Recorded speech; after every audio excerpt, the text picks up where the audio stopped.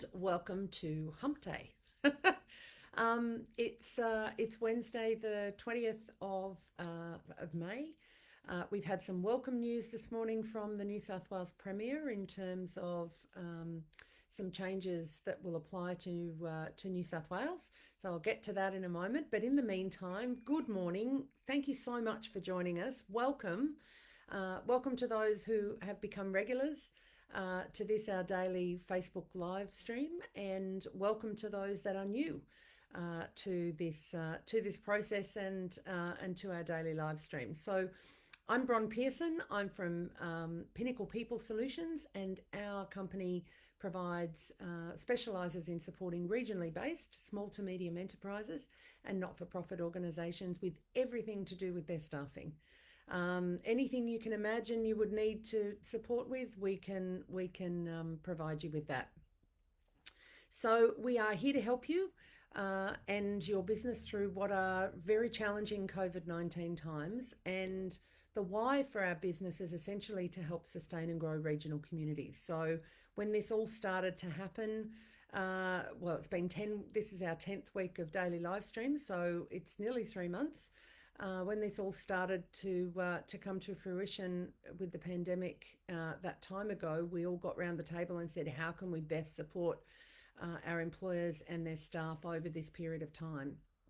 And we figured that one of the things that we could do would be to get up here every weekday and occasionally on a weekend and basically try and distill down all of the information that's coming at employers and their employees pretty much every 24 hours at the moment, things that are shifting and evolving and changing, and try and make sense of that for you.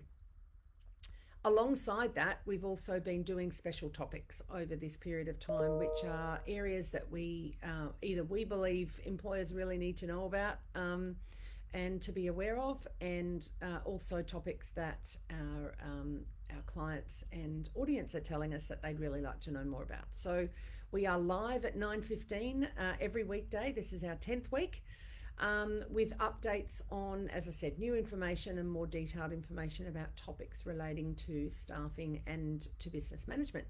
So please ask any questions that you might have as we go along this morning. I'll do my best to answer those. If I can't answer them straight away, I'll take them on notice and I'll be up here again tomorrow morning and we'll answer them then for you.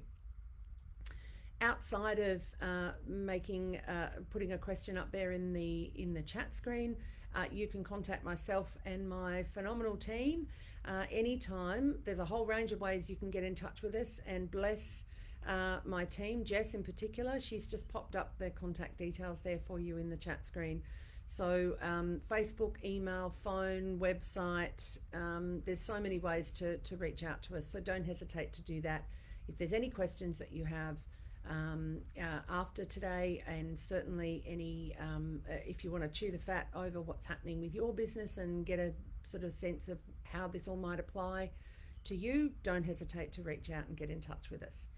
So yesterday we had the wonderful benefit of our consultant psychologist, Jess, who is coming to us every Tuesday during COVID to talk about strategies and options to best support health and wellbeing of staff in the work environment. So she gave us a great session yesterday on employee assistance programs. So if you have any questions about that, you want to chew that over at all, don't hesitate to get in touch with us. So thank you again to Jess for her wonderful Tuesday morning sessions. So breaking news and changes then since Monday. So that was the last time that I was in front of you. On Monday, the big news from this morning, and the Premier and Deputy Premier gave a press conference about an hour and a half ago, is that from the 1st of June, those of us who reside in New South Wales can travel freely around the state. And in fact, the Premier has also issued a welcome to those from other states to come and travel in New South Wales, as New South Wales borders remain open. So clearly social distancing, planning ahead, being responsible in terms of our behaviour and actions, and mindful of all of those things we have been mindful of in the last 3 months have been emphasised, not surprisingly, by the Premier and the Deputy. But it's very exciting news. So yeah, that is fantastic to know from the 1st of June. So a couple of weeks away, and we'll be able to be travelling in New South Wales, and I'm sure those in regional areas, those involved in tourism and other businesses associated with people moving around, are going to be breathe a bit of a sigh of relief around that. We do have to continue to be vigilant though, so just to bear all of that in mind. What's also come as breaking news since Monday is that the federal court, a judge of the federal court who heard the bid by to have Qantas workers paid sick leave during the coronavirus crisis, so that matter went all the way to the federal court.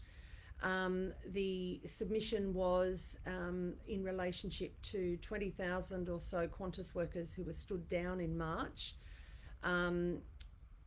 have been able during that time to legally access some entitlements, including annual leave and long service leave for those who are entitled to it, but they've been prevented from accessing sick carers and compassionate leave. The union took the case to the federal court, and a federal court judge, Justice Jeffrey Flick, has actually dismissed that claim by the union. So the company's position on Monday of this week, so the 18th of May, was backed by Justice Jeffrey Flick. So that case has been dismissed. So that is interesting, and certainly we've been watching and waiting to see what would happen with that relative to the interpretation of access to forms of leave during the COVID period. So if you've got any questions about that and how that impacts your business and your staff, please don't hesitate to get in touch with us. Good morning, Jess. Good morning, Naomi, and all everybody who is joining us this morning. So just a quick overview. I think it's important where most states have launched into stage 1 of the three-stage sort of framework that the National Cabinet announced last week. So let's do a quick recap of what's opening when and where in Australia relative to obviously every state and territory having their own timetable. Parts of Australia are beginning to reopen and reawaken after the sort of enforced hibernation that we've had. And some businesses and activities are gradually beginning to return to normal, which is kind of one of the reasons why we decided to have this topic today, businesses starting to pick up how to bring staff back. This won't be the case for all businesses, of course, but for those who look like things are starting to pick up again, and you might have a need to bring staff off stand down, whether or not you're receiving JobKeeper. It's really important to know what the environment is and what you should and shouldn't be thinking about in terms of a preparation for bringing staff back in whatever context and whatever industry and sector you're working in. So obviously the fact that we've got parts of Australia and sectors within Australia that are starting to re-emerge doesn't mean that we're flicking a switch and that things will go back to the way that they were before. In fact, a lot of things will need to permanently be different. So we've had the Prime Minister and National Cabinet announce this 3-step framework, but of course it has and continues to be up to state and territory leaders as to how they're going to roll back those restrictions and which businesses will be allowed to do that and when. It's also going to be up to state and territory governments whether restrictions will return if COVID-19 cases start to rise again. So let's just give an overview of the most common activities. In terms of gyms, so they're step 1, which is where we're at predominantly across the country at the moment, doesn't permit any indoor physical activity, including at gyms. But it does allow up to 10 people in outdoor sport. And some gyms and boot camps have taken the advantage of that by offering limited outdoor classes if their location is providing for that. So gyms are open though in the Northern Territory, but you're not allowed to be there for more than 2 hours. And quite frankly, that's a big thumbs up to anybody who plans to be for longer than that. In Western Australia, up to 20 people can now participate in indoor and outdoor fitness classes as long as there's no shared equipment. Indoor gyms are still closed in New South Wales and Victoria. So, and we've had the instruction in New South Wales that outdoor exercise equipment can be used with caution. Victoria is still saying don't touch it. And I think I mentioned in a previous live stream, just take sanitised equipment, sort of sanitising stuff with you if you're going to be doing that. Playgrounds, outdoor gyms, that sort of thing. Up to 10 people are allowed to join outdoor gyms or boot camps in Tasmania, the ACT and Queensland. South Australia has a 10-person limit for outdoor non-contact sports at the moment, and gyms are flagged to reopen in South Australia on the 8th of June. Step 3 of the national framework, bearing in mind that we're pretty much only at step 1, says venues can welcome up to 100 people at a time. So lots of owners are in the process of working out how they're going to implement those limits. So it's timely for us to be having this talk today about, business picking up and bringing staff back potentially. One of the conditions of gyms reopening to up to 20 people at a time is that they must adhere to the 4 square metre rule. So some smaller gyms are going to have to necessarily limit their attendees to even less than 20.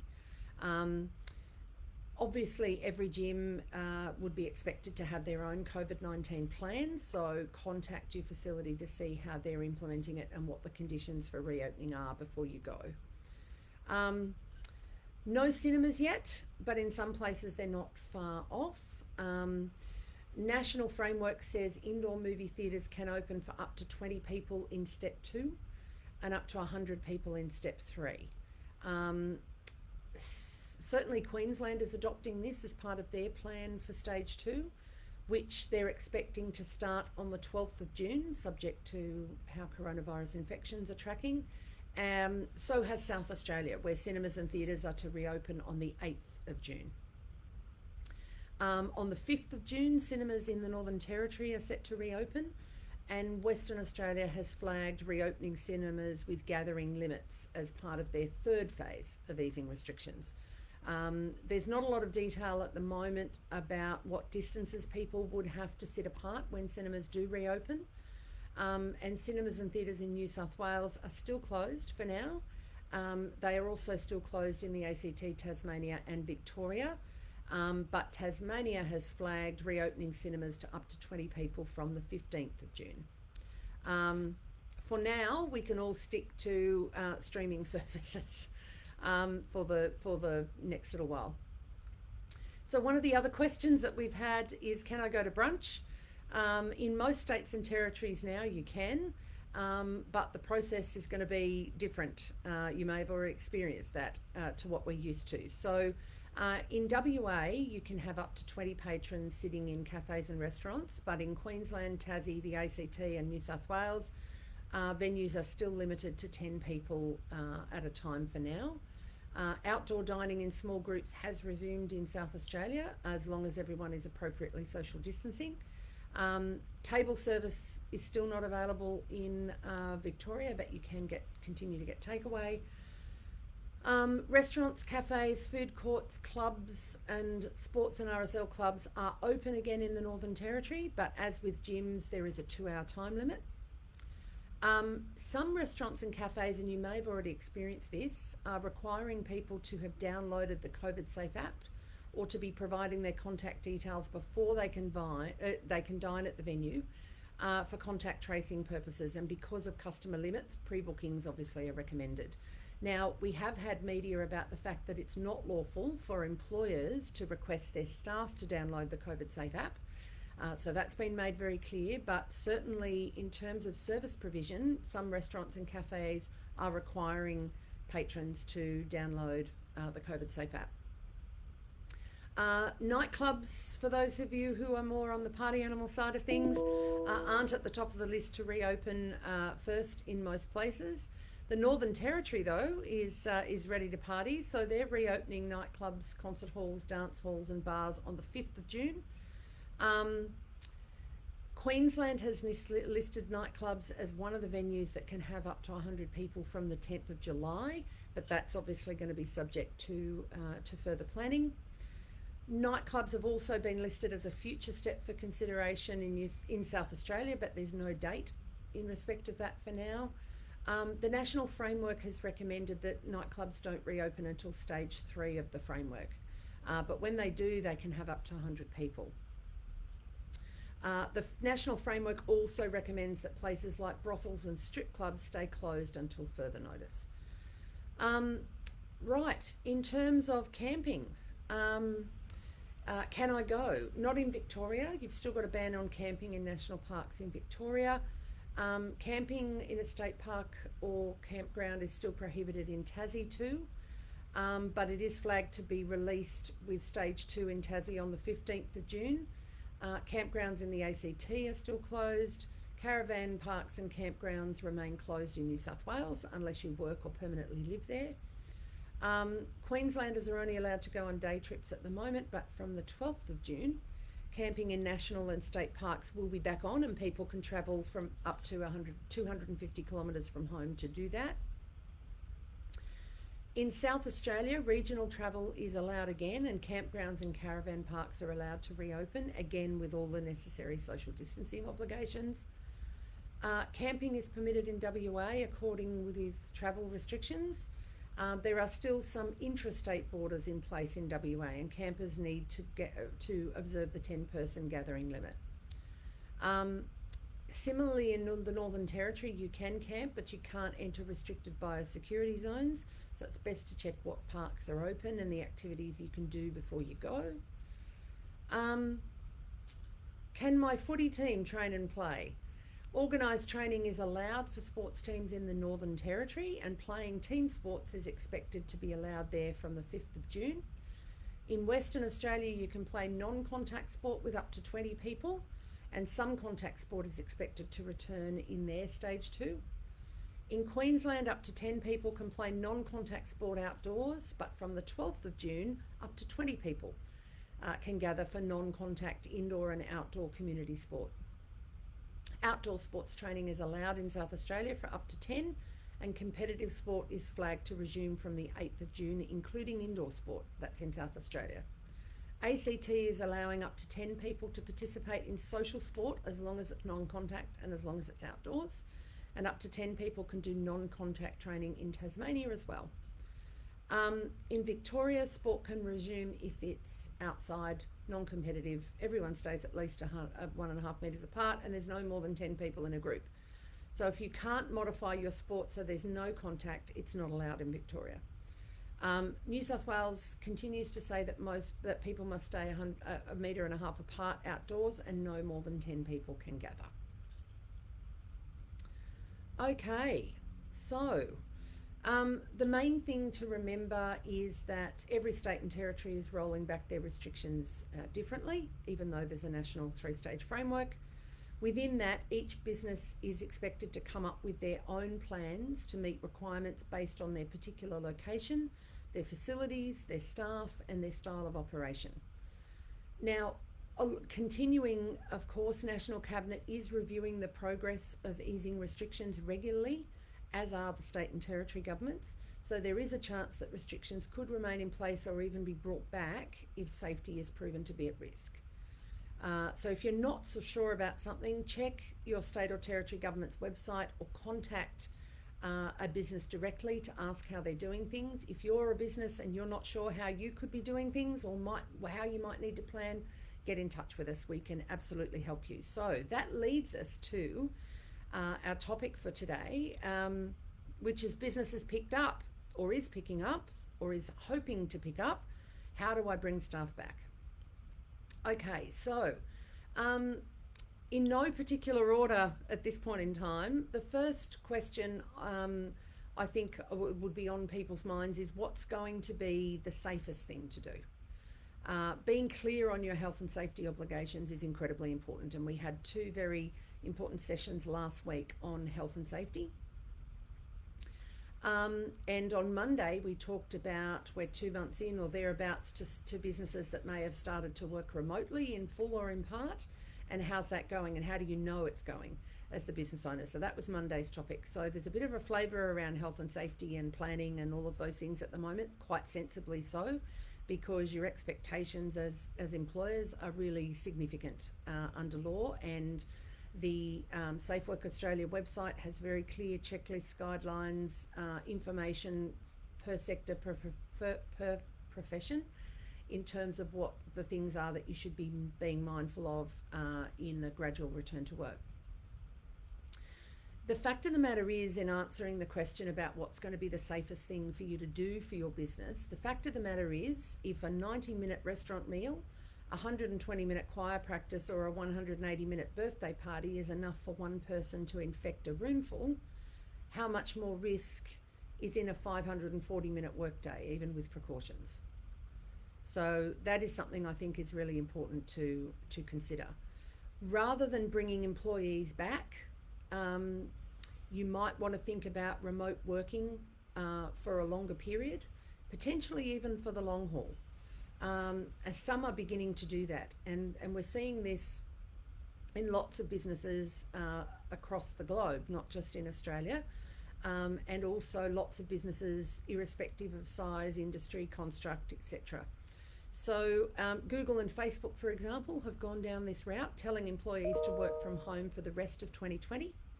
Microsoft is greenlighting working from home through to October at this point, and Twitter has said employees can continue to log in from home indefinitely. Now, I realise these are all tech related businesses, and that might be something that's much more suitable for them. But what I would advise you, no matter what industry you're in at this point, is instead of leaping ahead at this point, consider what you might want to do in terms of solutions further downstream. And that might include, depending on where your business is located, improving ventilation and air filtration, staggering employee schedules, and stocking up on personal protective equipment, including masks. Considering whether those things should be used, consider whether those things should be used only when working from home isn't an option. Now, obviously, I've been really clear about the fact that as employers, we're all obligated to ensure the health and safety of our staff, no matter where they're working for us, including remotely from where they might normally work. And so your health and safety obligations are just as significant for wherever your staff are working. But when we're thinking about potentially bringing them back together in some form, particularly for businesses that are customer facing and have a retail location or a service location, I think one of the things we do have to think about, and again, this is entirely dependent upon the industry that you're in, is working from home as long as possible means that we do more to fight COVID-19. So the fewer people who return to a central location, the safer the workplace will be for those that have to. We need to be really clear as employers about the health, safety and hygiene standards that are expected of us. I again would refer you to the Safe Work Australia website, which is the central repository for information, guidelines, checklists and all of those things per sector, per industry that the government and the National Cabinet have chosen as the place for businesses to go. So that's from a health and safety perspective. I'm not necessarily advocating that working from home is for everybody all of the time, because it's not. But given that we have all had to pivot pretty quickly in terms of how we're continuing to do business for those businesses who have been able to, or for those who haven't to this point in time and are looking at ramping back up again, we need to think first and foremost about our health and safety obligations to our staff first and foremost, but also to our patrons and our clients. So secondly, I'd be saying, what staff do you need? Where do they need to be and when? And what are the consequences of what your decisions might be in respect of what staff you need, where you need them and when? Do you need people in a premises? If so, what's that going to look like? Do you already have the right procedures, the right layout? You may have to make significant changes to the layout of your premises. Do you have the right signage, personal protective equipment, daily cleaning regimes, hygiene facilities, etc. in place? If you don't yet, all of those things need to be in place before you start bringing people back. Are you bringing people back off stand-down arrangements? You'll have consultation obligations regarding changes to work, regardless of whether you're JobKeeper eligible, although JobKeeper stand-down directions, enabling directions provide greater flexibility, which I've spoken about before. But if you're planning to bring people back and looking at changes to location, hours, work, shifts, rosters, those sorts of things, you're going to need to consult meaningfully with your staff, and the extent to which you need to do that and are obligated to get agreement with your staff will depend on whether you're JobKeeper eligible and can issue enabling directions or not. So you may have to modify employment contracts. You will certainly need to communicate with your staff. Hopefully you're already doing that regularly and often. But you will also need to inform them. Part of this consultation will be to be keeping records of the consultation, making sure that you've notified staff in writing on a range of different for a range of different aspects. So talk to us about how that might impact your business. What if you have staff who refuse to come to work? It depends on what their reasoning is and whether their reasoning is reasonable in the circumstances or not. So we've had this question now a number of times. We've had it because businesses have stood down staff, have since become eligible for JobKeeper. The staff members now getting $1,500 a fortnight before tax. They've since they were stood down, found other work elsewhere, and so there's the question of how and in what obligations and how forceful business owners can be about that. We've also had business owners who've had staff who have been talking to them about the fact that they have either their health is compromised, they might be in the vulnerable category, or they might live with people in a household that are in the vulnerable category, and they're worried about their safety and their exposure to COVID-19 in coming back into a work premises. If their fears are reasonable and it would be safer for them to continue to work remotely if that's what they've been doing, then that's something that you would need to seriously consider. So that again is something I'd encourage you to talk with us about. If you've got staff refusing to come back or saying that they don't believe that their health and wellness will be catered for appropriately, then you need to talk to us or talk to somebody with that expert information and knowledge who'd be able to guide you through. What about flexible working arrangements? What if I ask my staff to come back, tell them how it's all going to work, and they say, well, actually, I want to request flexible working arrangements? And we did cover this off on Monday as well, but I'll go into more detail about that in a moment. But you have obligations there also. This is a veritable hornet's nest. The prospect of changing what you're doing in respect of your business or reintroducing people to the work environment, whether they've been not working or whether they've been working remotely.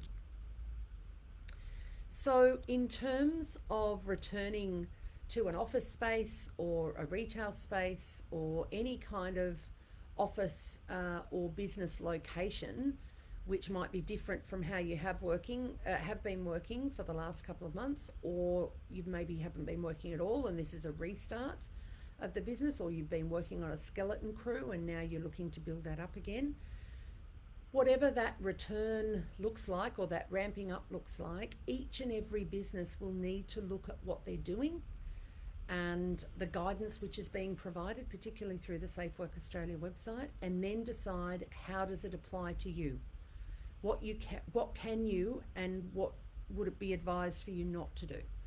And how do you go about doing those things? All of those things are things that we would be very happy to sit with you and talk with you about. Where people are coming into work, it's about making sure that not everyone is coming in at the same time, so that you don't have crowding in areas where people come in and out of the business. Communal areas are going to have to be completely rejigged. Potentially looking at staggered starts and flexible working arrangements.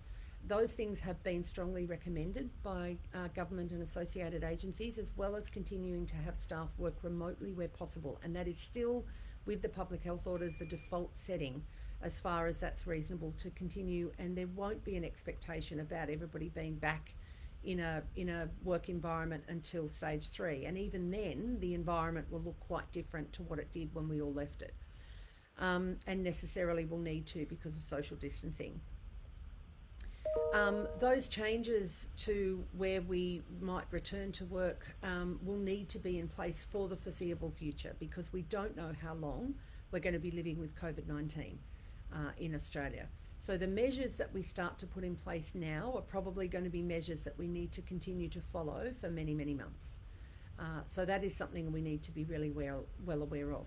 For those of you with small business locations where maybe you've been hot desking or you have open plan offices, or you have shared facilities like kitchens and lifts, they're just some of the hazards that we're going to have to eliminate if we're going to be able to comply with the federal government's COVID safe plan for workplaces. Again, I'd refer you to Safe Work Australia for more information, or give us a call and we can talk about that and how it impacts your business. There are many reasons that staff might be justified to continue working from home, including fear of contracting COVID-19 in the office, or a lack of childcare, for example. Others might be reluctant to go back on public transport. Refusal to return to the office could actually be considered reasonable, which I've already spoken about, if the employee or somebody that they live with in their household is in a high-risk category. So talk to us if you've got staff that might be in those categories, or that have already started to ask about flexible working. Flexible working under the Fair Work Act can include working from home, but it can actually include changes to hours of work. So that might be start and finish times, patterns of work, so split shifts, job sharing, that sort of thing, or locations of work, which might include working from home. I mentioned on Monday, and I'll mention again, that employees other than casuals who've worked with you for at least 12 months can request flexible working arrangements if they're the parent or have responsibility for the care of a child who's school-aged or younger, are a carer under the Carer Recognition Act of 2010, they have a disability, they're 55 or older, they're experiencing domestic or family violence, or they're providing care or support to a member of their household or immediate family who requires care and support because of domestic or family violence. So there's a lot of things therefore for you to consider as business owners and staff as business might be starting to ramp up for you again, and you might be thinking about getting employees back to work in whatever way, shape or form that looks like. Some of the questions I'd encourage you to ask before you make any decisions and take any action would be, can my business continue to work remotely in full or in part, if indeed that's what you have been doing? If so, you need to focus on what to do next. If not, you need to plan a return to the workplace very carefully and assume the current Safe Work Australia guidelines are a permanent fixture. So the kinds of ways that you will need to operate in your location will need to be very different from when you left there. It's incredibly important, step one, for you to understand your obligations and your options and make sure you have appropriate policies in place. So on Monday, we talked about the working remotely policy, a working remotely checklist, an ergonomic checklist, but also for any kind of work environment and looking to making changes, you would want to have your mental health policy in place, your work health and safety policy in place and active, a good leave policy, a good flexible working policy, and that's just at minimum.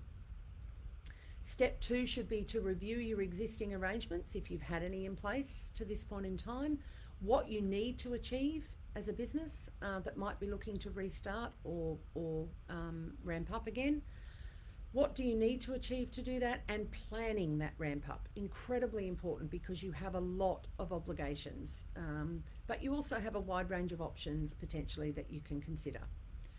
Step 3 is to make sure that your staff are still completing timesheets and that you're communicating regularly and often with them. This is absolutely critical throughout this process, whether your business is operating in part or in full or not at all. We are always here to help. You can contact us anytime. The details have been provided by my team in the comments this morning. I can't see any questions that have come in just yet. But I would just say to you that think about the practical realities of what your business needs to do. Get advice, plan really well. Make sure you're communicating with your staff about that plan, involving them, consulting with them, documenting those consultations, documenting any changes that you might be making with agreement with your staff. Have good, robust employment contracts, position descriptions, relevant policy in place. Communicate frequently and often, and be vigilant. These are incredibly important things for you to be doing. So thank you so much to everybody again for joining us today. It's always delightful to have you engaging with us and finding these sessions useful. Please give us feedback. If there's topics that you'd like to see us traverse, please let us know. If there's questions that you have, if you want to just ring and have a completely obligation-free conversation about your business, where it's at, what you might need to do, very happy to do that with you. If you've got any specific questions about your business, contact us anytime in the information that's been provided. Tomorrow, I'll be talking about recruiting in a regional context. And is it really true that it's impossible to attract and keep skilled people in regional areas? Let's debunk that myth. So please join us, invite your colleagues and friends to join us as well. Please hug the people that you can, wave cheerily at those that you can't yet.